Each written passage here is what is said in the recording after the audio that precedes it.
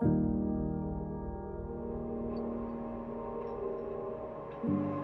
morning. It is midday here in the Seychelles, 8 a.m. in the UK, and we are broadcasting live to you from the Indian Ocean at a depth of around 816 feet, which is 250 meters. It is the deepest we have been yet on Deep Ocean Live, and if the communications hold and the currents are favorable, we could possibly go a bit deeper. I can tell you I've broadcast from some pretty remote and amazing places in my time, but none quite so remote or amazing as this. Let me just show you the picture here, and it is quite unnerving in some ways. It's like we've descended into an altogether sort of alien world, which of course we have. It's like a moonscape, but the bottom of the sea. At this depth, there's barely a glimmer of sunlight. What you're seeing are the lights of the submersible. The technical name for where we are is the rarefotic zone. And if you saw our program yesterday with Anna, well, this is now about 100 meters deeper. And what's so exciting about this is that we are probably the first down here. It's largely unexplored, unmapped and unsurveyed. And so in some ways it is a privilege to be here. The job today, the task today, is to establish the impact of man on the ocean, deep down here and on the surface. Anna is today on the surface, on the beach of Aldabra itself. Anna, are you there? I am indeed, Mark, and while you're searching down below, I'm here on the equally remote and equally otherworldly Aldabra Atoll. It is a pristine paradise, but one that's having to deal with a tide of plastic. It is washing up here from Asia and Africa and has nowhere to go. So a team of British researchers and local Seychellois are cleaning it up, one flip-flop at a time. But for some of the animals, it is too late. Our waste is killing them. And I'm on the deck of the mothership of the Nekton mission, the Ocean Zephyr. Mark is directly below us. Anna on the delightful beach over there on Aldabra Atoll. I'm joined by Professor Louise Alcock, who is one of the scientists on board and also a professor of zoology at the National University of Ireland in Galway. She has studied the deep and she finds plastic down there. We'll be discussing that and more on Deep Ocean Live. Mark. Yeah, so we are on something of a hunt today, even down here. I should just say the species down here have evolved over millions of years, long before we walked on Earth. Yet the threats facing them now are unprecedented. But here, even in these pristine seas, is there a threat from plastic pollution, coral bleaching, and climate change? Well, that's what we hope to find out. In the next hour, we want to reveal just a little bit maybe about what's really happening in the deep. And if we start with one thought in mind, it must be this, that a recent study by Newcastle's university scientists suggested there is more than 393 million tons of plastic in our oceans, but only 246,000 tons is on the surface. That means that 99% or 99.9% is suspended in the water around us. It's lying in the bottom or buried in the seabed, and it's quite a frightening thought, Randy. And I mean, how much different is this from where you were yesterday, 100 meters further up? Well, we've gone a lot deeper today, and the landscape has changed quite a bit. So instead of seeing that vertical wall, we're seeing more of a slope of hard bedrock and these broken boulders that we're clinging to right now. Yeah, and we're having to cling on because the slope is so sharp here. And what about being down here? You know, it's very deep. As I say, it's 250 meters. The pressure is what? Something like, 360. It's about 25 times what we're seeing on the surface down here. Yeah, and the it's 25 times, that's 360, I'm working it out, 367 psi, and the temperature down here is 12 degrees Celsius, whereas up the top on that ship where I was yesterday, it was 34 degrees. What kind of depth can this submersible we're in I'm not getting worried, but what kind of depth can this withstand? Well, even though it's designed for 300 meters, they pressure test it to 25% beyond that, and designed for even deeper. So, like we say, I mean, we can go to any depth one time. Yeah, but the pressure on us now, I mean, if we tried to... It's so much that we couldn't open the hatch if we wanted to. In fact, I could undog it, and there's no way you could open that hatch. There's so much force holding it closed. Right, and I said at the beginning, we may try and go deeper in this submersible, but I mean, how much deeper could we go? We could go down to 300 meters. Yeah. And I should give you... I'm just looking down, actually, and it's very, very dark down there. I don't know whether we want to go any further. Quick reminder, you can get involved on social media using the hashtag DeepOceanLive. We're on Sky News, Sky Atlantic. We're also being streamed on the Sky News app, on our Twitter feed and on YouTube. And tomorrow we're going to have a question and answer with students, which will be extraordinary. So get your questions in if you want to, the hashtag DeepOceanLive. Do that for us. Let's talk to Thomas Moore up on the ship. And Thomas, you said it would be dark, you said it would be different, and it is. I mean, this is the rarefotic zone we're in, is it?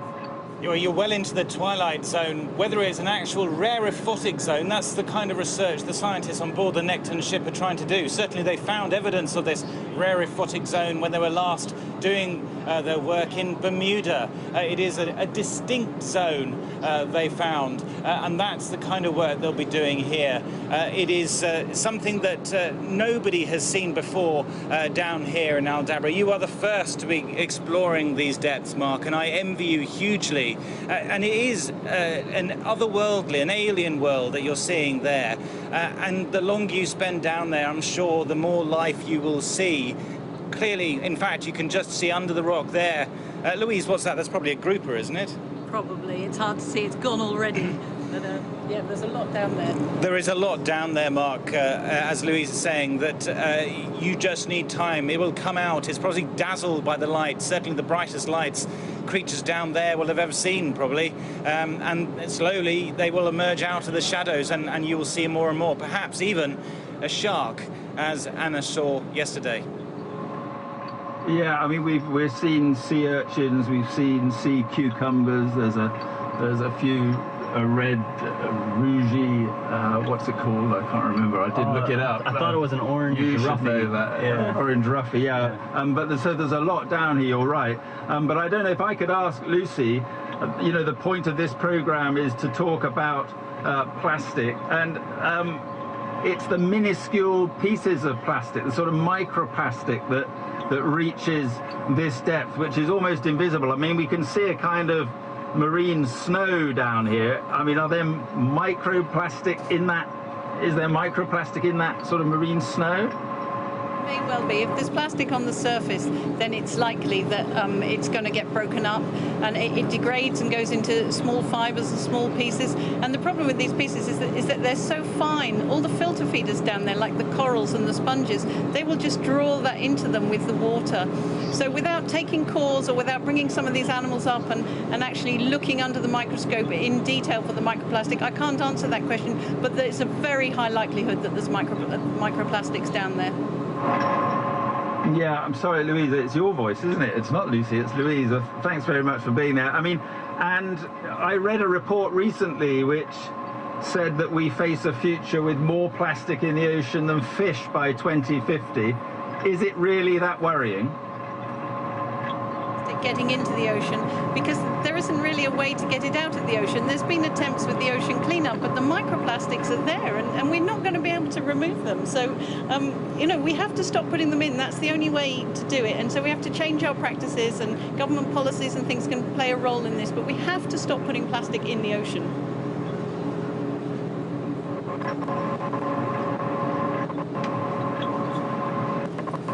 We seem to have lost contact with Mark at the moment, Louise, so I'll keep going. Now, you've been looking at plastics in the deep, in the area that you research off the coast of Ireland. Tell me what you find down there.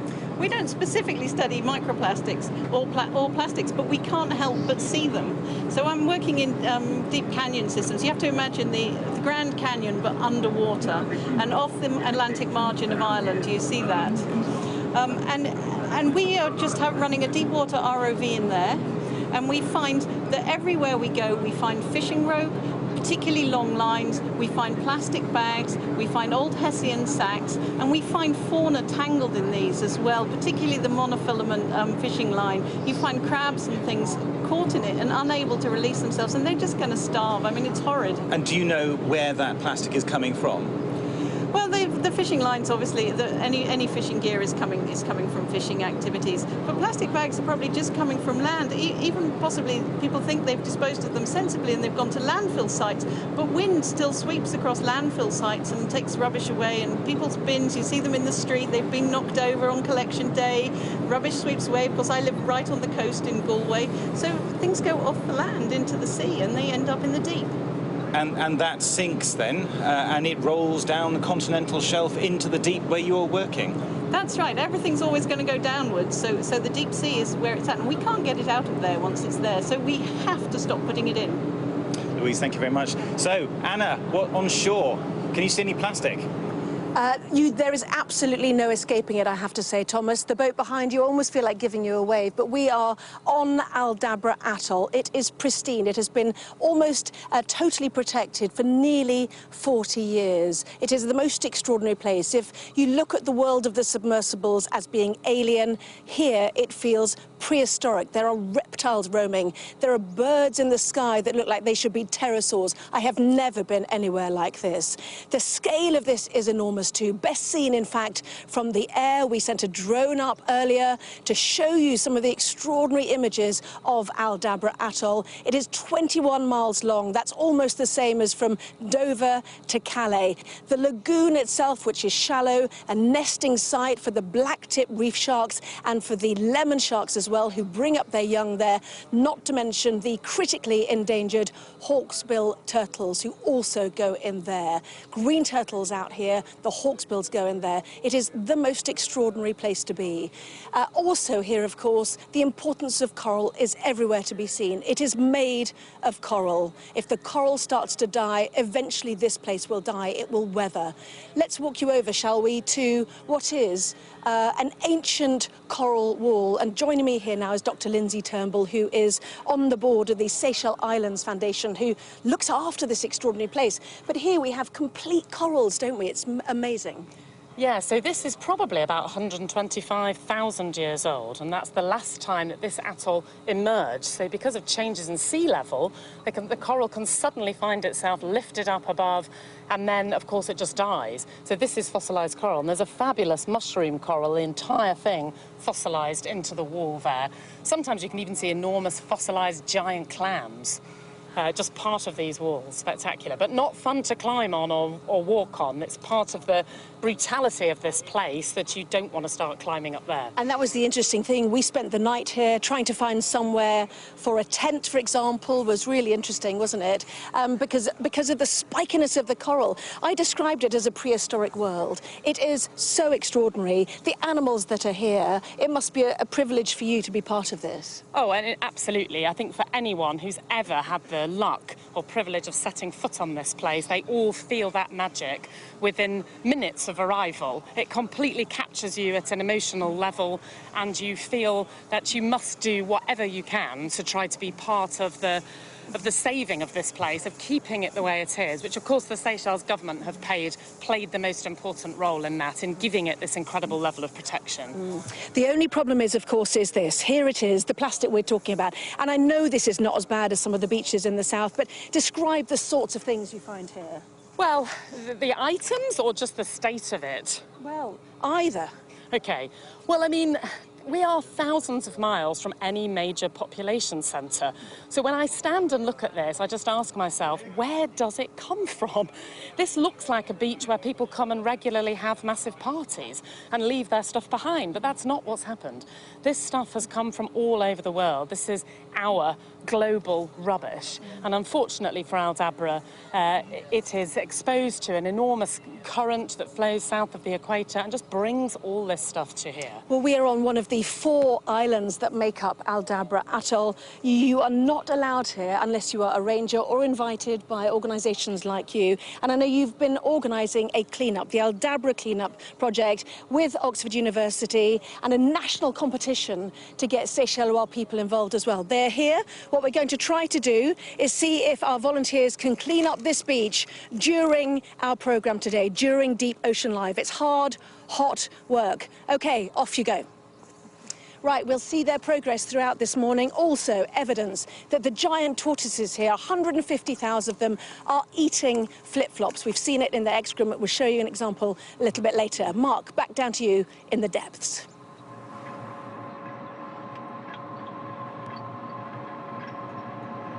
Yeah, well, Anna, I'm afraid we lost communications there briefly, but we're now trying to re-establish them, and I hope you can see me. And we're moving now to get closer to one of the remote operated cameras and to the receiver. It's all done by light. We're sending basically LED lights up the receiver,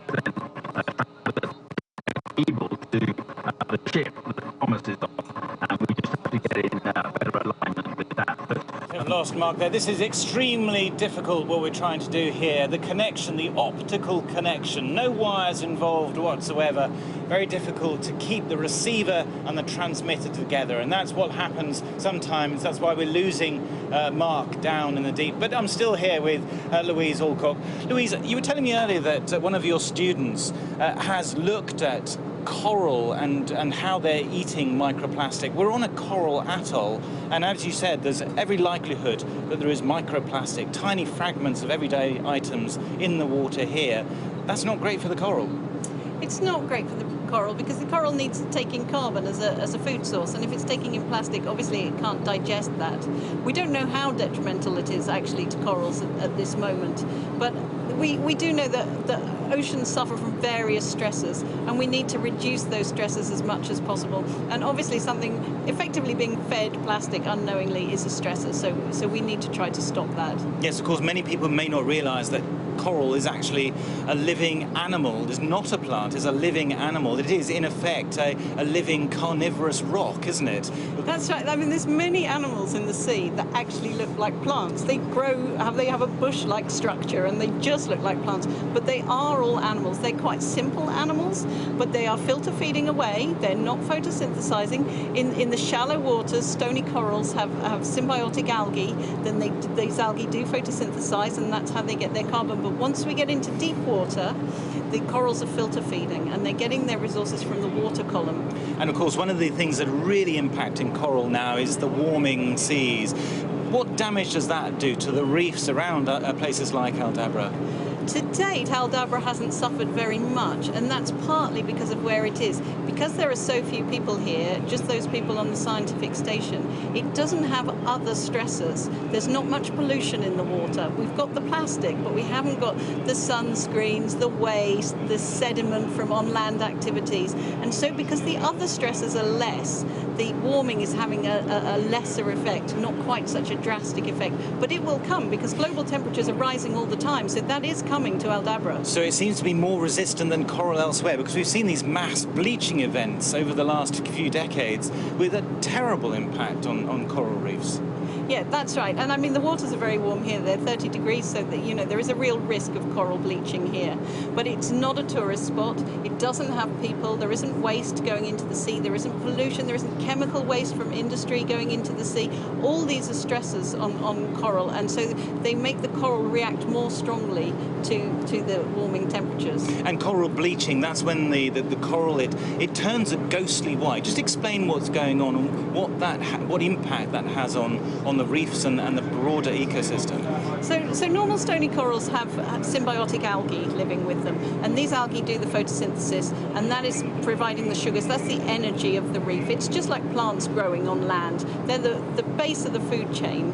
And so when the corals bleach, what they actually do is, because they're under stress, they expel their symbiotic algae. And once those algae are gone, there's no photosynthesis, and there's no base of the food chain. If there's no base of the food chain, there's nothing. And so the reef dies completely. So this has an impact on the fish that have such an intimate relationship with that environment? Absolutely, it impacts everything. So all this is really something that scientists are here trying to study, looking at every depth, from the shallows down to the deep. And of course, this is the first time that scientists, with their submersibles, with their drop cameras too, have really been able to look at what is going on very deep, far beyond the reach of scuba divers. Now, perhaps we are able to re-establish links with Mark. Unfortunately, we're told that Mark is still not in range of the Bluecom device. So let's go back to Anna on Aldabra. Yes, thank you very much indeed. Having seen how close that plate that sits above the submersibles has to come yesterday when I was down there, you realise this is just the most extraordinarily daft technology that anybody is trying, I have to say. It sits deep in the ocean, wafting in the currents, trying to get a communication with a submersible. You know, it's extraordinary. Anyway, so here, also, this I have to say is the first live television broadcast that anybody has done here where we are on Aldabra Atoll. The things they're finding already in this plastics hunt is children's shoes, absolutely loads of them, as you can see. Plastic bottles, we know about the problem of plastic bottles. Why there are so many flip-flops, that's been extraordinary. They've cleared the South Island. They found 50,000 flip-flops, 50,000 flip-flops down there. Dr. Lindsay Turnbull, you are the person that have driven this Aldabra cleanup project. Your volunteers are working hard. Why was it so important to do you think? Well, I think if you, as we said before, if you have the privilege to come here and it captures your heart, then you really cannot. When you see this, it breaks your heart, right? This should not be here. It's an absolute travesty. And I really wanted to be part of the solution. Although it was the Seychelles Islands Foundation who really recognised this problem and knew that they needed to organise a massive effort to get it cleaned up. And we thought it would be really great to do a collaborative project because it's a global problem. It's not the people of the Seychelles who have put this rubbish here. This is not where it's come from. It's global rubbish. You know, that toothbrush on the beach, that could be my toothbrush, actually. And I think we do need to be part of the solution. Yes, OK, well, what's interesting here is if we swing right round, and I'll try to not let our cameraman fall in here. There we go, that is a turtle nesting site, and I have to say that last night we saw a turtle struggling to lay its eggs. I'm not sure there is a single egg left. This is a dog-eat-dog world of predator and prey, not least more so than down in the deep ocean where you are, Mark.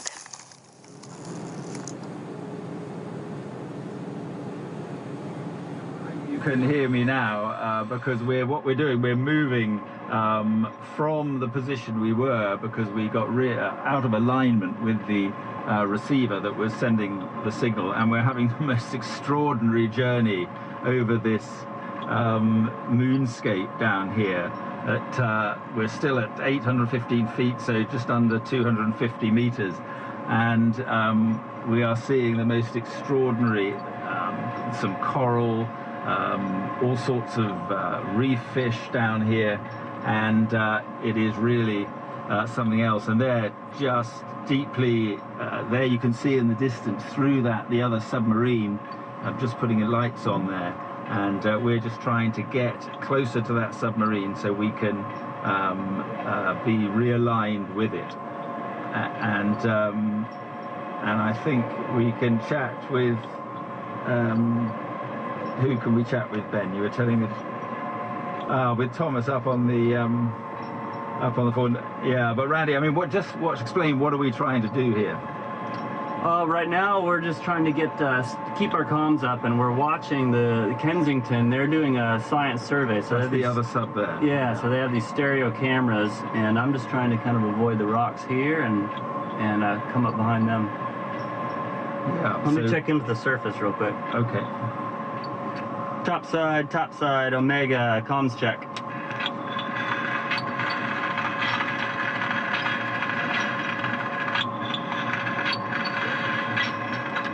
So I don't even know whether our comms with the surface are working. We are, though, I can see now at, yeah, about 250, 260 meters down. So you can understand some of the problems that we're having. So maneuvering the submersible and at the same time staying in alignment with the LED receiver is the issue that we're having at the moment. But Thomas, I've just got to say, I mean, we're talking about the impact of plastic plastic on creatures.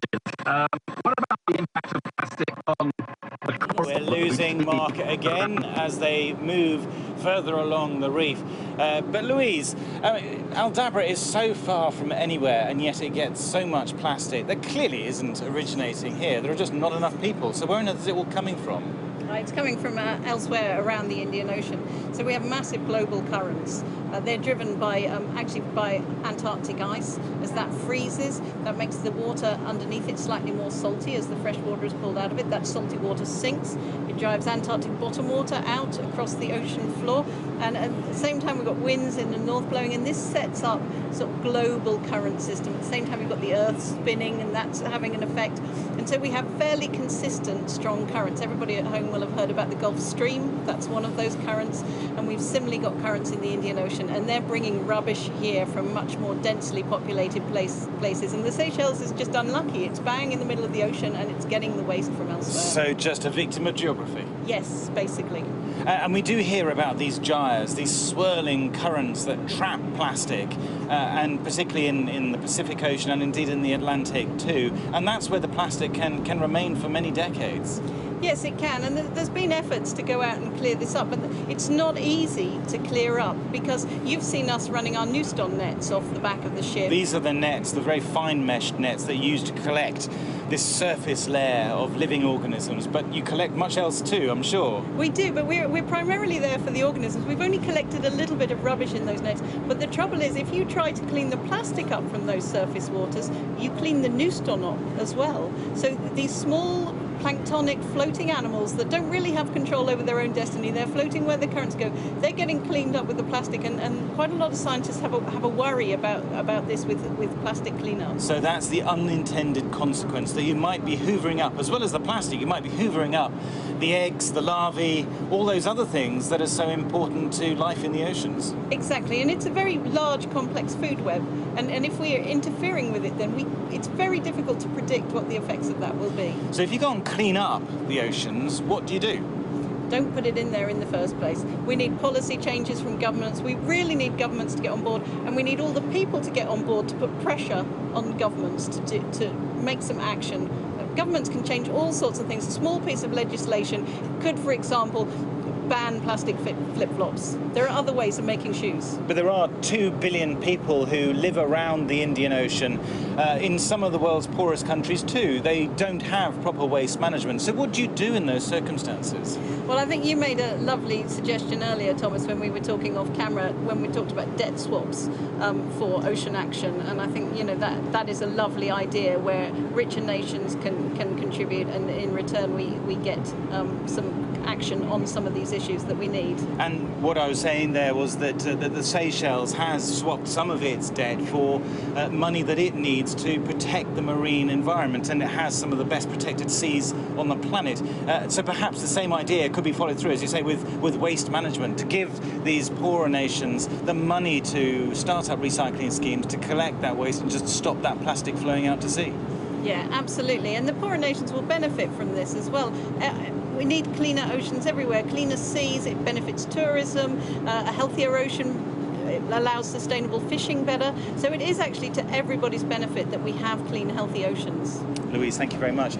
So, Anna, let's return to you, because you are really seeing the front line of the plastic pollution here in the Indian Ocean. And as you say, so many flip-flops. I was on the island yesterday, and I even saw the cutouts used to make flip-flops. It is quite incredible, a sight that I've never seen. Yes, and in fact, I've seen one of those as well, Thomas. I've got a couple of the people here who've been working hard to try and clean at least this beach. They've been down in the south as well. Kelsey Bell, let's start with you. What's the bag that you're collecting there? I've got flip-flops and shoes. Why do you try to break them into different things? We're trying to see how we can, what is accumulating on the beaches, what are the different categories of things, so that for SIF to know afterwards where these different things are coming from and what type of things are ending up on the beach, depending on the terrain that there is on the island as well. And I suppose some things like fishing buoys, for example, might be reusable for those fishermen back in Mahe and other places in the Seychelles. But you've been down in the south. I mean, you told us that this is nothing compared with what you saw down there. Yeah, really. In the south, there's like massive barrels sometimes we discover, as well as like you get little protruding items that you think you can just pull out, and then all of a sudden you find yourself digging really, really deep to try and get a massive fad, or there's like... A fad is a fish aggregation device, and it's used to try and attract fish, and then the fishermen come along and take all of the fish that they found there. Yes, yes, and sometimes I think they drift off course and they end up on the shores, and those are really difficult because they're a mix of buoys with nets and bamboo, so when they get entangled in either the cast or on the beach itself, it's very difficult to try and maneuver it out and pull it out, especially with ropes. And if you've got a combination of sand, like on the cast, it can be quite dangerous because we're like basically trying to hang over like almost like a cliff, and you've got your knife and you're trying to pull the rope, so yeah, it can be quite tasking work. Well, further south as well, they say that still there is illegal drift net fishing as well, which is really sad to see because it's so indiscriminate and takes all the species that we've been seeing in the ocean behind us. Here too, this is an important thing, isn't it? That this is a turtle nesting beach, and the turtles have to wade their way through the plastic that we're seeing here, and sometimes they rebury it. So you might be cleaning this beach now, but it will re-emerge, which is really difficult, isn't it? You have to almost start again. Yeah, in the south actually we did different beaches on different days, and there was one beach we finished completely. We were very, very happy with what we had collected, and then like 5 days later we came back and it was almost like we hadn't touched it. It was so discouraging, but like we've removed some, but we know that there's layers and layers and layers of it, so it's really hard to know how deep to go and how much to dig out, and yeah, but you know, every little counts, I guess. Yes, and we were privileged enough to see a female turtle battling yesterday, a green turtle, battling to try and make one of these holes where they lay their nests. It's exhausting work for them. It was grunting as it tried to do, and in fact the one we saw tried 3 different holes, and Lindsay, I know it was you that woke me up to come and see this. I say woke up. It's almost impossible to sleep when robber crabs are trying to get into your tent. And the work that the turtles do to get up here, to fight their way through, and we think that the turtle we saw laying last night, her eggs have all gone. Shall we see if we can get towards there as we go? Yeah, sure. I mean, as we saw, there was an army of robber crabs literally circling around her, just waiting for the opportunity to get in and take those eggs. This morning, I've watched one of our wonderful endemic species on Aldabra, which is the flightless rail, also wandering around with hatchlings in its mouth. They look dead, so presumably they were ones that emerged from a nest too far back on the beach and they just couldn't make it. If they emerge in daylight, they risk obviously just being dehydrated and dried up in the sun. So everything is out to get those poor things. It's a real battle against the odds. We'll walk towards Craig and towards Stephanie as well and see if we can see the actual... well, they've nearly all gone there, and the flies are all buzzing around them, aren't they? This is the nest that eventually our turtle tried to lay her eggs. I say our turtle, we watched her for about an hour and a half. And if you go right down there, if you can see all the flies, look at those eggs, they've already gone. And I think, we don't know if she was just too exhausted to cover them, too exhausted to cover her hatchlings, so they stay in there. And the robber crabs would have gone in and sucked out all the goodness. And this one thing that's really struck me about both the marine environment and being underwater, things like blacktip reef sharks that are nocturnal, that the fact that the reef allows hiding places for all the smaller fish. The predator and prey aspect of the natural world is truly shocking when you see it like this. I think it is, and I think the problem is, in a lot of the environments that we're used to encountering, predators have often been eliminated or are at much lower density than they would be in an intact place like this. And that is one of the things that you really notice, is that the number of apex predators. But that's actually a sign of a really healthy ecosystem. The system needs predators, and certainly on coral reefs, that's been shown that coral reefs with healthy shark populations are generally much healthier. So, yes. Well, in fact, Thomas Moore was able to film near where the ranger station is, actually, just on the other part of the coral atoll, was able to film the turtles nesting overnight as well. As I said, it's such hard work for them. And what is really distressing is when you see animals that have been caught in marine bits and bobs. And in fact, I know that Seychelles Islands Foundation has filmed one loggerhead turtle. They pass by here. They're not really, they don't base themselves here, do they? Here, but but they're on migration through here. And in fact, we have lots of incredible animals that just come by Aldabra, and it's an important staging post for them. There are humpback whales that come through here, which you can see breaching off the settlement beach, whale sharks. There's a whole additional fauna that is just migratory here. And the pictures were of the loggerhead wrapped around in fishing gear. And in fact, some of this sort of stuff is probably part of this fish aggregation devices. It's really common to use this technique for tuna fishing. So if you're thinking about your tuna sandwich later today, there is a very good chance that it will be a fish aggregation device that has been used. But fishing is really important to the Seychelles economy. So the question is, should it be better regulated rather than banned? Are there ways that these fish aggregation devices could be used better for species, so that this doesn't get cut off and left to just float in? And this is part of the stuff that the turtles that you see are caught in. But green turtles here are a success story, aren't they? Tell us why. They're an enormous success story. They were hunted here in the old days, where this island was exploited. But since that time, they've been very heavily protected since the late 60s, early 70s, and we've really watched their populations booming. And that's a fantastic thing to see. What we don't want to see is that going into reverse or into decline. And yeah, this is an enormous bamboo pole. And you might imagine that there's nothing to worry about here, because this is just a piece of natural debris. But actually, this is part of a fish aggregation device. These poles float on the surface, and then there are great sheets of net that hang down. And it's those nets that really cause the problem. But even these large obstructions, if you're a turtle, you're already exhausted, you're trying to dig a massive hole, you don't really want to be encountering too many of these.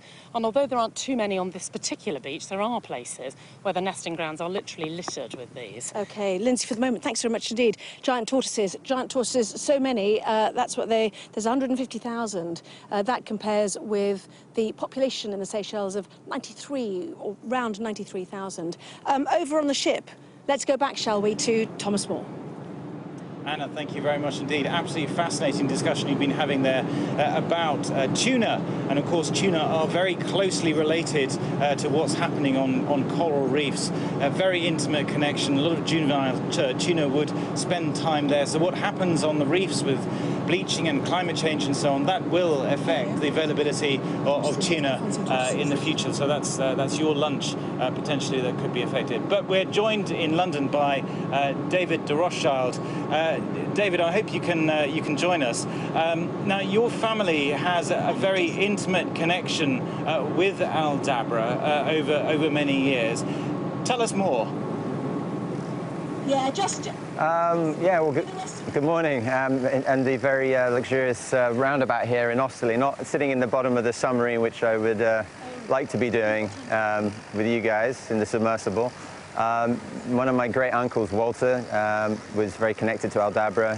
He was a zoologist who was very keen on protecting those breeding sanctuaries that you talk about back in the turn of the last century in 1900 to 1908. He actually rented the island to try and stop poachers and to protect the species.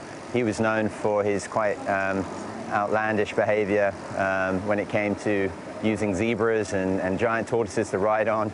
But he brought a lot of awareness and education and kind of formed and helped to inform the public about these far-flung places that we didn't have the technology we have today to connect us. So this was bringing education and information to the world about different species and the importance of protecting them. He was, as I said, a very early zoologist and very keen on protecting these fragile ecosystems.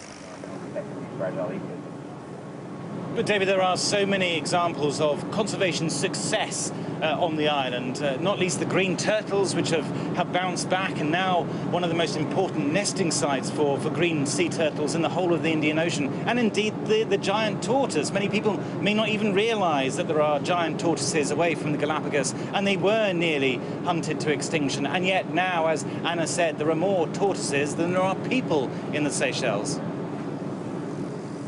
Yeah, I mean, there are these huge success stories, and I think that's one of the things that we have to start recognizing, that for all the problems that we're hearing this morning and we see on a daily basis, and the problems we have, around sort of a degrading environment, nature is entirely resilient. It has this capacity to regenerate. It's been around for 4.5 billion years, and we live on this incredible planet that can sustain itself without us. And here we are putting these human fingerprints all throughout these fragile ecosystems. So I think it's a bit of self-reflection to stop, look, listen, learn from nature, and then really look at what we can do to support rather than hinder this incredible planet Earth.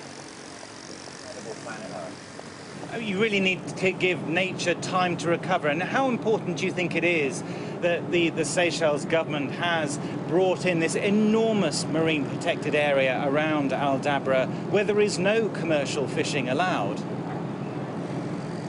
I mean, it's vital. These are the vital marine protected areas that are sort of hope spots in the ocean. We need to give nature a chance to recover. We can't keep on just, dipping into this natural bank. We've gone well, we're sort of overdrawn, as it were, and so to create leadership, the Seychelles is creating leadership. We need to increase the marine protected areas. We are on planet ocean. You are in planet ocean. You can get a sense of just the scale and the depth and the importance of that ecosystem. So if we're not taking a leadership role in creating hope spots for the ocean, then what we're seeing is dead spots in the ocean. We see overfishing, exploitation, and that then is a knock-on effect because, we often point fingers at the fishermen and we blame the fishermen, but we're a global economy, we're global consumers. It still blows my mind to think that we can pull wild fish from the ocean, and that can sustain us on this planet with the number of people who are reliant on that as a protein. But there are livelihoods attached to this. We can't just point fingers at the fishermen. We have to create system change from how we eat in the restaurants all the way down to the ocean and how we protect those breeding grounds, those sanctuaries for the fish to recover. So this is an integrated system thinking, and we really have to lead by example, which is what the Seychelles is doing. Well, David, the Seychelles are rightly proud of the paradise they have here on Aldabra. But there's very little that people here can do to resist the wave of plastic, of pollution, of warm water. In a sense, this is a global issue. We all have a stake in the future of Aldabra. We can all make those choices, as you're saying, to help places like Aldabra survive well into the future.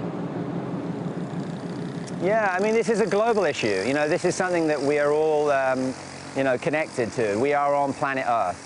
And we're on this spaceship that is, spinning around in the middle of nowhere. As far as we can tell, there's no other planet, that can sustain us like this planet can. So we have to look after our home. We're all connected. We're all part of this system.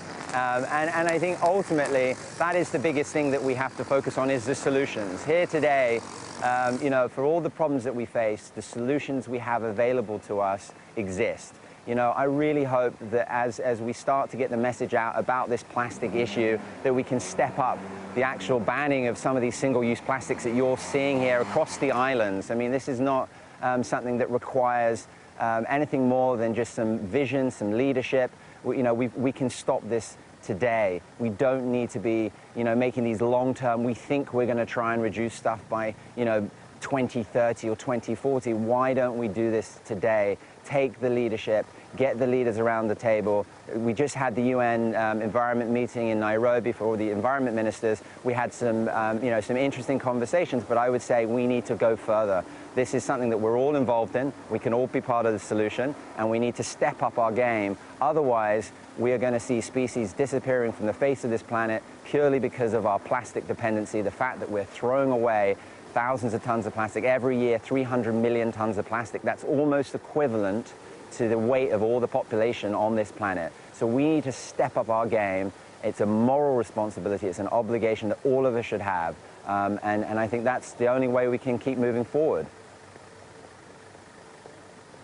David, thank you very much for joining us from London. But back here on Aldabra is Anna. Some of the back-of-the-envelope calculations that have been done by the volunteers there is that there are 1,000 tons of plastic on the island. So they're making a small dent, and of course every tide brings in more plastic. Anna. Yes, indeed. And one animal that has been eating that plastic is right in front of us there, a giant Aldabra tortoise. Land tortoises like this have been around for 200 million years, and only in 2 places in the world are they now endemic, and that is the Galapagos Islands and here on Aldabra Atoll. 150,000 of them. Their story is remarkable. They were the chosen food of sailors. They can go for months without food and water. They would bundle them into their ships, put them down in the ship's hold, leave them there, and then eat them when they needed to. Here on Aldabra, they were almost wiped out by 1900, and certainly Charles Darwin is amongst those people who've tried to save the Aldabra giant tortoise. It's an extraordinary thing to see them here in the wild. It is, of course, just after noon here. The tortoises need to get out of the sun. They need to, because they could cook to death, quite literally. And Dr. Lindsay Turnbull is here with me now. It is so amazing to live amongst them. One slept right by my tent last night, and when they fall asleep, it's as if they've expired. They can't go on any further. Yes, it reminds you of a sort of clockwork toy that only has so much life in it, and eventually at the end of the day the clockwork just runs down and they just stop wherever they happen to be, and you'll find them there in the morning when they'll wake up again. And if we look down here, we've got another endemic species, a mother and her young. This is the Aldabra flightless rail. If you think of the dodo, the famous dodo, it's probably just about hidden now in there. They are amazing. They're very friendly. They're not used to people. It just shows wildlife, not used to people. There's the young chick. That's been eating the turtle hatchlings today. We've seen them running off with them off the beach, and that is extraordinary to see because there's no other flightless bird left in the Western Indian Ocean. That's right, and flightless birds are one of those great casualties of humans arriving on islands. This is why this is such an extraordinary place. It's an island, lots of things can't get here, and in particular mammalian predators can't get here naturally, and that allows all kinds of mad experiments and evolution to take place, including flightless birds. Unfortunately, when humans arrive, as you were just describing, they came here to harvest the tortoises and to harvest the turtles, but what they brought with them were rats, were cats, were pigs, were goats, and those things are utterly devastating to island wildlife. And that's one of the big things that SIF is always trying to do, is to eradicate any invasive species that have got here. Aldabra's not quite pristine because we still have rats and cats on some islands, although not on Malabar. Yeah, so it's good to see this guy here, it really is, and he is so tame, like you say, he's one of the real great characters of this island. Going back to the giant tortoises, are there too many of them? Because 150,000, we can see if we look at this, there's some of the trees as well. They eat absolutely everything they can. A little tree here, no lower branches, because they literally live off vegetation, don't they? They need everything they can, and actually in the dry season, they can starve to death, can't they? Yes, absolutely, and I don't know if your camera's able to pan around, but you can see some shells behind us of animals that's exactly what's happened to them. They simply have expired. Perhaps they've overheated, perhaps they weren't able to find enough food. And they're not predator limited, so you have to ask yourself, when you ask, are there too many of something, what limits their population size? And basically animals are limited by one of two things. They're either limited by food or they're limited by predators. These things don't really have a lot of predators as adults, so they are limited by the number of food, the amount of food. But that doesn't mean there's too many of them. You know, as long as they're replacing themselves, then the population is stable, and this population is stable. Yes, and in fact we've got some flip-flop in some excrement, I think, over there, which we'll get in a minute. I just want to show you before we go there. This is the tortoise skull, quite small. These massive leg bones as well that hold them up. And you can see beyond this carapace, the line here, the weight they have to carry, and the hip bone over there as well as it sort of begins to disintegrate. It's amazing to see these just lying around. And in fact, you do see some of them dead. They see turtles dead as well. Some of the mothers that simply can't get back to the water in time, they're absolutely exhausted. They come overnight, they sit in the sun, and if they don't get back to the water, they will die. Same with these guys as well. If they don't get into the shade in the midday sun, we saw them under the trees there, they literally will cook inside. They'll cook to death. Terrible. And they're so slow moving as well that you just don't know if they're going to get back into the sun in time. So show us what we've got here then. Yes, well, this is a tortoise poo, and you know it's a tortoise poo because it doesn't appear to be able to digest things terribly well. So we can see whole dead leaves in here, and that's just the natural food of the tortoise. They will have a go at pretty much anything. And that's the problem with this, because if I turn it over, you can see that this tortoise has been chomping away on one of those flip-flops that our team has just been cleaning up. So the tortoises do go down onto the beaches, even though there doesn't appear to be much there, but they will have a go at anything, they will scavenge away at things, and they just don't understand that this is not food, and they will eat it. And the colours also attract them. So we did some experiments with coloured rice balls, actually, to find out which colours they particularly liked, and red and yellow colours were particularly attractive to them. But as you can see, they seem pretty keen on these green flip-flops as well. Absolutely. Amazing to see an endemic species. The other one that's been catching my attention, I have to say, apart from the fruit bats, which I know is fruit bats, which is a national delicacy in the Seychelles, they're absolutely enormous, is the frigates that go over. They look like pterosaurs, pterodactyls we used to call them, didn't we? And it gives this sense of this prehistoric place, which should be in a film or something. Yeah, exactly. It really is a lost world. And the frigates, actually, we're seeing them going overhead here and heading out that way.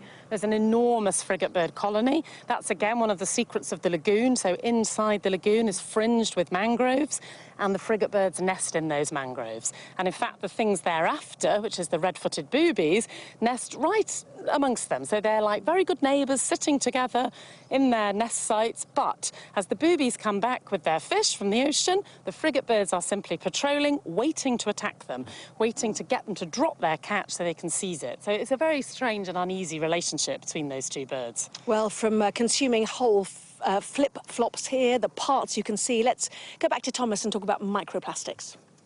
Indeed, Anna, and that's something that, of course, is an issue at every depth. But those microplastics often do settle down on the seabed, and that is the workplace of Louise. Louise, you encounter quite a lot of plastic down there of every shape and form, presumably.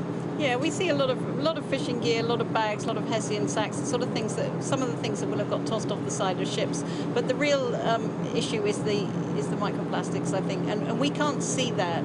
But we have a deep water ROV, a remotely operated vehicle, and we have push cores on that. So these are just hollow tubes with a handle on them, and the robotic arm on the ROV is used to push those deep into the sediment and pull a core of sediment out.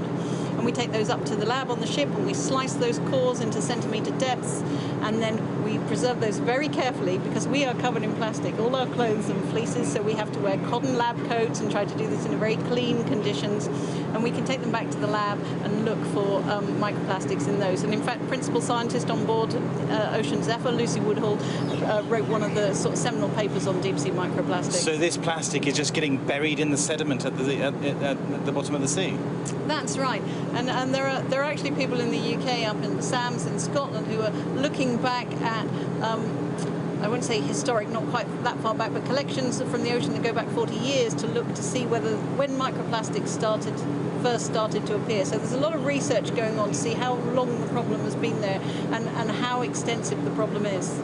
And so, in effect, we're putting a stamp, a human stamp, on the geological record of the current times. Yeah, I mean, you know, if humanity survives another 1,000 years, they'll probably have a marker in sediment layers of the plastic era, just like we look for other chemical markers now. And of course, we've seen this enormous public reaction against plastics. They see what they're consuming at home, what they're coming home in their shopping bags, and then, of course, what's ending up in places like Aldabra, or indeed inside the stomachs of whales. How do you kind of capture that feeling of responsibility, I suppose, and extend it to other effects of pristine environments like Aldabra, like climate change? Yeah, I think the reaction of the public about plastics has been fantastic. I mean, people have fully embraced it, and they've really tried to cut down their plastic use, and they've campaigned against plastic wrappings and this sort of thing. But what we need now, I think, is for people to do the same for carbon usage. Everybody to look at themselves individually. How can I cut down my carbon usage? And it could be as simple as looking at your fruit in the supermarket and buying local produce rather than something that's flown in from, you know, halfway across the globe. But we can look at all those issues. You can campaign to your government for grants, for electric cars, for better insulation of your houses, and we can campaign greatly on that. Louise, there's some good advice, something that we can all do. Having watched what's been happening here in Aldabra, we all have a part to play in its future. We can all do something wherever we are in the world. Anna, back to you. Thomas, thanks very much indeed. Let's just show you the progress we've made on this beach, Thomas. The bags are beginning to be collected, as you can see. We'll get a tally of that in just a moment. Let me show you the sorts of things people are getting. Plastic bottles, the cutouts that Thomas mentioned there of the flip-flops, lighters, scrubbing brushes, lots of toothpastes, even a light bulb has found its way here, and some strange deodorant. I can't quite see where it is. A lot of this is organised too by the Seychelles Islands Foundation. Normally 11 to 12 of them. They've been built up by the Aldabra clean-up group, so there's 25 on the island. We've added 4, 29 people alone on this island right now. Very quickly, let's just show you one of the camps they have. It's going to go dark for a bit, and here is Jessica Mumi. You're putting up a pot of tea for the hard workers, nearly finished. Yes. An amazing place to be. You've obviously got your mosquito nets up, but a very remote way of living. Yes, it's quite difficult for us to come here because sometimes we can't get access to it. But when we do get the chance, we come and do some monitoring, and it's quite nice and privileged for us to be here too. Well, only 11 or 12 of you on the island at any one time. You have to all get on, I suppose, don't you? And with the robber crabs, as I found out last night. Yes, it's not easy with the robber crab and also the tortoise. Sometimes they will just come and just look at you. What are you doing here? It's not your place here. But it's always nice to be among them. So, well, it's a very memorable place to be and very memorable for you to live here. Jessica, thanks very much indeed. We will say goodbye to that. Right, let's see, shall we, how they've got on. Bags after bags after bags. Right, let's go and have a look. OK, what have we got? Have you managed to just about finish it, do you think? Yeah, OK. So what sorts of things have we got in here? OK, so plastic bottles, full of plastic bottles. Those are recyclable at home, obviously. Let's have a look at this one. This one is flip-flop. Should we... I don't know if I want to tip that out. Do you? Should we tip that out and show everybody what that looks like? I'll help you pick it up after.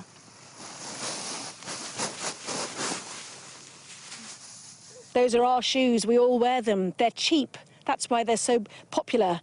And that's what's ended up. Craig, I know that you're one of the Seychelles volunteers, aren't you? You've got a bell there. That might be something that could be reused. Absolutely, yes. So one of the things that we're looking to do as part of the processing is to see how we can get fishermen to use this. Thank you so much, all of you, for your help, for your hard work this morning. We really appreciate it. Keep up the good work. This is the most extraordinary place to come. Thank you very much indeed. So live from Aldabra Atoll, just away from the shores of the Indian Ocean, and our mothership, the Ocean Zephyr, back to you.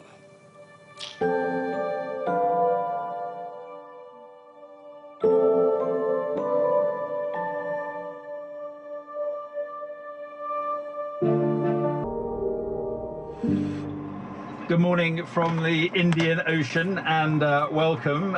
We are broadcasting to you live from around, let's have a look, 250 metres down in the Indian Ocean, and I suppose I should say welcome to the Twilight Zone. We haven't broadcast this deep so far. We're now actually over 250 metres. We've been struggling, if you've been following the previous hour, to get a link with this receiver that comes down, is dropped down. I can actually see the receiver above us, and further than that, I can see the outline shadow of the master ship from which the receiver was dropped and from which these amazing submersibles are lifted into the sea, and then we descend, and as I say, down now to about 250 metres, which is called the rareophotic zone. And down here there is very little sunlight. The light that you can see, let me show you what I can see. That light, that is another submersible in front of me, and those lights are the lights of that submersible, and that is being lit by the lights from this submersible. Very little sunlight indeed gets down here, almost total darkness. And what's happening at the moment is these two submersibles are undergoing scientific experiments for the scientists that we are working with on the mothership, the Ocean Zephyr. And it really is an extraordinary place down here. It's like a moonscape, and the corals are very different. The creatures are very different. The corals are flatter, and to attract whatever light there is. And if you go much deeper, past sort of 300-400 meters, then the creatures have to create their own light. Let me just tell you what the submarine is doing. It is basically surveying the sea forward down here, because I have to say, we are the first people down here. This is. I think we're losing Mark there, aren't we? He is somewhere out there. Doesn't the ocean look beautiful from here on the coral atoll of Aldabra? Mark, wherever you are, stay safe. I'm sure you will. It's an extraordinary place to be down in those submersibles, and so deep as well down in the twilight zone. Quite amazing to be down there and seeing all those corals that are straining for light. That is not the problem here. They're not straining for light. What they're trying to do, many of the creatures here, is battle the plastic. We've got the team here from the Seychelles Islands Foundation and from the Aldabra Cleanup Project, who have been cleaning this beach for us during our coverage on Deep Ocean Live. And talk us through some of the... You've got a toothbrush there, Josie. What are the sort of things you found here? I mean, everything and anything you can imagine that's ever been made of plastic. These are just some toothbrushes. You might recognise these brands. This is a part of a North Face flip-flop. This is the packaging of a water bottle that's come from Malaysia. This is... What else have I got in here? All the things that I find interesting. This is some orange juice wrapping that's also come from Indonesia. Oh, and this is a king chess piece. One of our other volunteers has managed to collect basically a full chess set just from cleaning the beaches, because I mean, anything that you've ever made of plastic, if we don't currently have a solution on how to recycle plastic, it's going to end up somewhere. Best case scenario right now is that it ends up in landfill, but we do know that these chemicals are leaching out of the landfills into our water. So even if we put these plastics in landfill, it could still end up, the chemicals could still end up in the sea. It's almost like we need a complete rethink of not only our consumption of plastic, but is in our entire consumer society, isn't it? And that's really where we're at. You're one of those PhD students from Oxford University who have joined the Aldabra Cleanup. What have you got out of it? And to be with local Seychelles people as well, to come here and try and make this pristine place more pristine. It's just been an absolute roller coaster and life-changing experience. These guys are amazing. So I've made friends for life. I've also really struggled with the heat. I mean, it was snowing when we left Oxford and came here, and it's sometimes 35 degrees. You know, very high humidity, working in the hot sun. But I kind of feel like that's sort of how it should be, to get the privilege of coming here when you're not Seychelles. It's the dream for Seychelles people to come here, and most can't. So if you are British, to be able to come here, you should have a good reason to come here, and it should be hard. And it is, and it's really bad that it's so hard to get this plastic off. Josie Mahoney, thank you. Craig Francourt, you were born in the UK, but you are Seychellois, live there now. Amazing trip for you as well to try to restore. And I know, as Josie was saying, people in the Seychelles dream of coming to Aldabra, don't they? Absolutely. This is like winning the lottery for anyone from the Seychelles. So, yeah, coming here is a once-in-a-lifetime opportunity.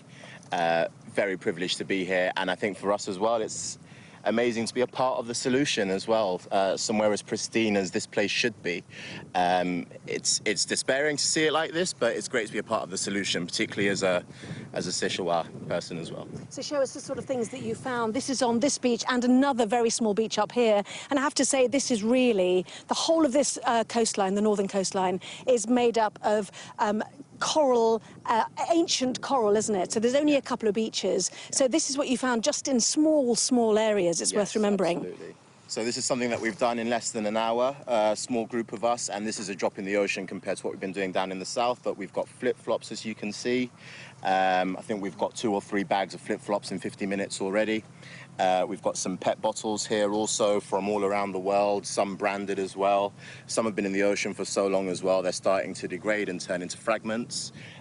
We have miscellaneous items, consumables, glass bottles. As Josie said, anything and everything that you can imagine we're finding here. Amazing stuff. Just one quick thought as well. We've got Dr. Lindsay Turnbull, who is on the board of the Seychelles Island Foundation, is also the mastermind behind the Aldabra Cleanup. The reason this is so important on beaches like this is because of the holes that we see peppering these beaches, and they are turtle nesting sites, green turtle nesting sites. So it's really important they get a clear run, because it's such hard work for them to lay their eggs. Absolutely. The females, when you see them hauling themselves up these beaches, it's exhausting for them. They can only do a couple of pulls at a time, then they have to stop and you can hear them, these huge exhalations, and then on they go again. Then when they get there, they've got to dig these enormous holes. They have to dig deep, and they have to cover those eggs carefully because there are a lot of things here who would love to eat those eggs. And if there are obstructions in the way, then of course anything that makes it harder for those adult turtles just adds to their burden. And then there's the hatchlings. When they emerge, they have to race to the sea. 2 minutes or they're not going to make it.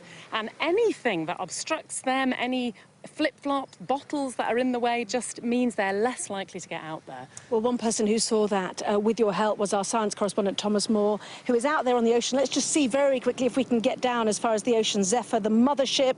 It's where the Nekton mission is basing their first descent project, which is what we have joined them with. And he's been working with the scientists to see some of the microplastics on the ship as they bring up things like the sea fans and some of those coral samples that Mark was talking about right at the top of the programme. Thomas, you're on the ship. Yes, indeed, Anna. We've seen plenty of sea fans and sea whips, other forms of coral. We haven't yet seen great quantities of microplastic. It's not directly what they're looking for at the moment on the ship, though one can expect that microplastics are in every sea, in every region of the world, and indeed at every depth, as Louise has found. Now, the problems that you're seeing on Aldabra are just going to get worse and worse. Look back to the 1960s and there were 15 million tons of plastic being produced. Now it's anywhere north of 320 million tons, and that will double again over the next 20 years. This is something the world really needs to get to grips with. But 32% of all plastic produced leaks out into the environment, carried down by rivers, swept out to sea by the wind, and then it ends up in places like Aldabra. Louise Alcock, you're one of the scientists on board the Nekton ship, and you normally study the seas off Ireland, but you're seeing the same problems there. Yeah, we see plastic everywhere. I mean, people use it. If it's anywhere on the ocean margin where people use plastic, it will make its way into the ocean. And from the ocean, it makes its way into deeper water. So wherever we look, we will find plastic. So what can you do then? We have to stop using it. That's the only thing we can do. The only way to stop it getting into the ocean is to stop having it in the first place. And so we've really got to change our habits. You can use paper bags, you can use permanent bags, you can use cloth bags. You've just got to stop using plastic. So these are choices we can all make? Absolutely. I mean, you see us on board all walking around with our water bottles. We've got refillable bottles. We don't need single-use plastic bottles. Nobody needs single-use plastic bottles. We've just got to change our mindset and think differently. But sometimes we are powerless, aren't we, as consumers? We want to do the right thing, but we're not given the option. Yeah, so, I mean, I would say just write to the companies. Object. Call them out on Twitter. Use social media platforms. If the consumers make enough fuss, the companies will change. But I was walking on Aldabra yesterday. I found evidence of plastic coming from as far away as Indonesia, and that is several thousand miles across the Indian Ocean. Clearly people there have other priorities, a much less developed nation than the UK or the other European countries, and clearly they want to make sure they've got food on the table. And all too often companies are producing items in small pouches, and that makes it very difficult for them economically to make the choices that we might like them to make. Yes, and I think this is where governments and global politicians, the UN, has a role to play. We are a global nation. It's a big world, but there is joined up thinking. There is the UN, and these places have to play a role in making sure that processes are put in place to minimise plastic and change the general way we treat our planet. Thank you very much indeed for now, Louise. Anna, have you got any evidence from the plastic that you've seen on your little beach there that plastic is coming from a long way, or have indeed those labels just been washed off? They've been so long in the water. And actually they're trying to track some of the waste that circles around the Indian Ocean. Lindsay, I know you've done some research into this, haven't you, about where it's come from? Yes, that's right. So with an oceanographic colleague in Oxford, her name's Dr. Helen Johnson, she was trying to do some ocean current modelling. So it's quite interesting. You have these models of ocean currents, and then you can put particles in. You can say, here are my particles, they are on Aldabra.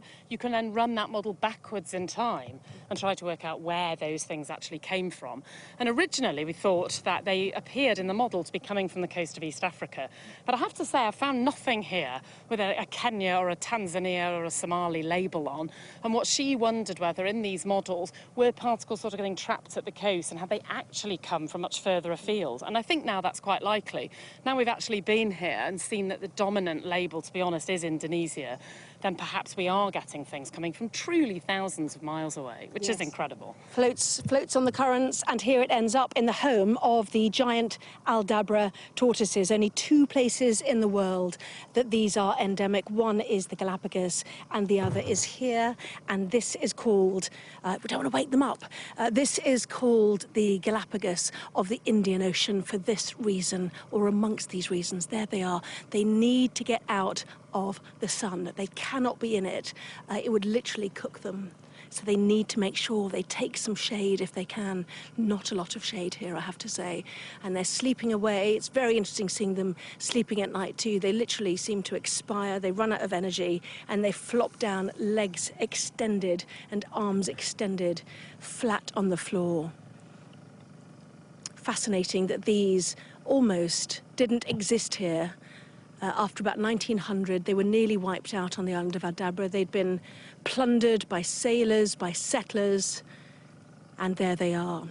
Now, this is, of course, Deep Ocean Live. We're trying to see the relationship now between the habitat of this coral atoll, made as it is by coral, and the deep out there in the ocean, and the importance of the two. Mark Austin, of course, has been down in the deep today. Let's see what he saw. I can tell you, I broadcast from some pretty remote and amazing places in my time, but none quite so remote or amazing as this. Let me just show you the picture here, and it is quite unnerving in some ways. It's like we've descended into an altogether sort of alien world, which of course we have. It's like a moonscape at the bottom of the sea. At this depth, there's barely a glimmer of sunlight. What you're seeing are the lights of the submersible. The technical name for where we are is the rarefotic zone. And if you saw our program yesterday with Anna, well, this is now about 100 meters deeper. And what's so exciting about this is that we are probably the first down here. It's largely unexplored, unmapped and unsurveyed.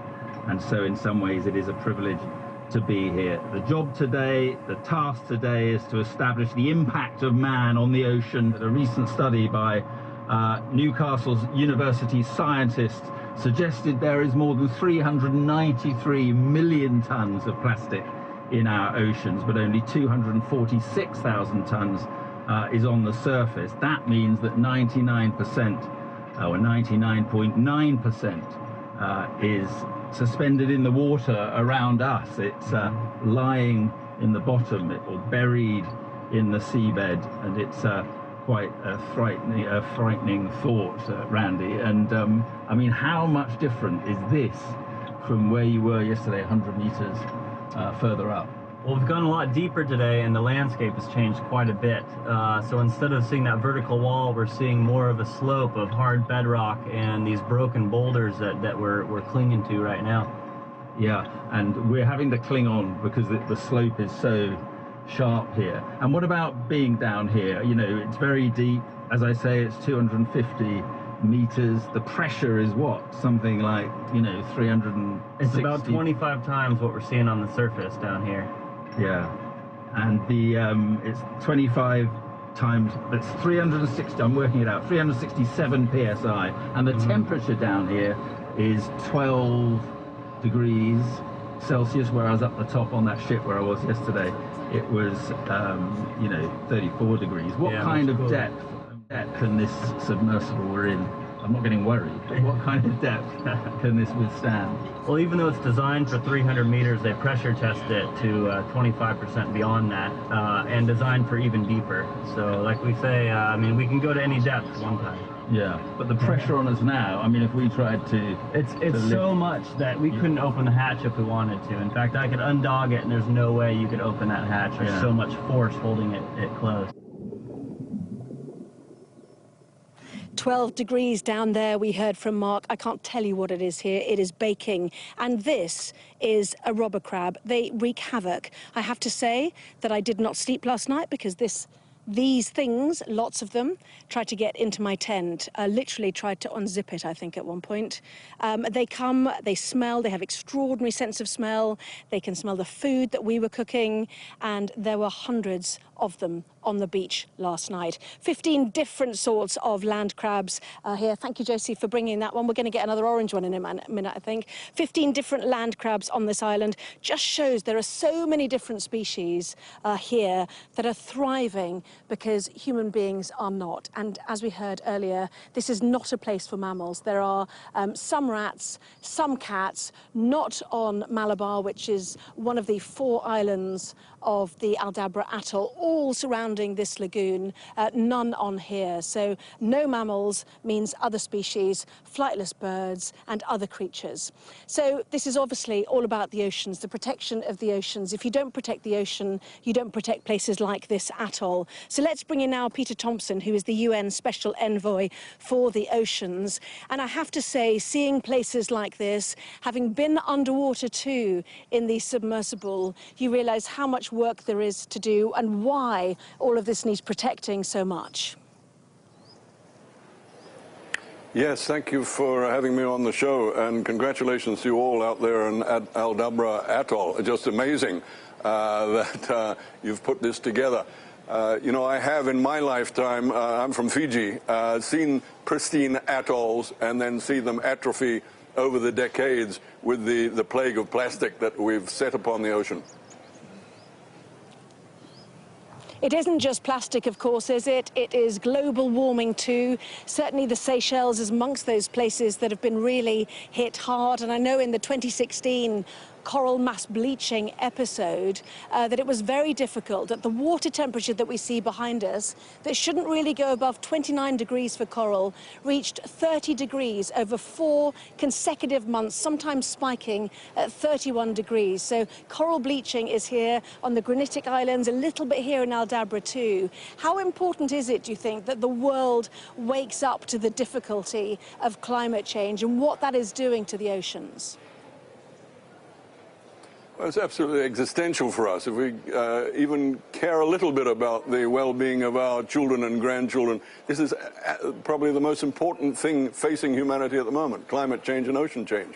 So there's no getting away from that, unfortunately. The ocean is in deep trouble. You've pretty succinctly put it there in distinguishing between climate change and things like pollution and fishing.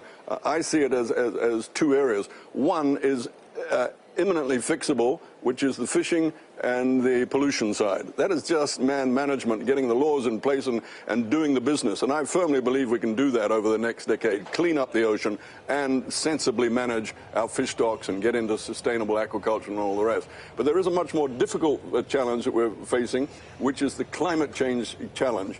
And that is where we have to address our GHG emissions with what we're putting into the atmosphere, because that is what's really damaging ocean's health. You know, you're looking at things like ocean acidification, deoxygenation, ocean warming, and as you say, the effects of all that, such as you know, coral die-off and rising sea levels.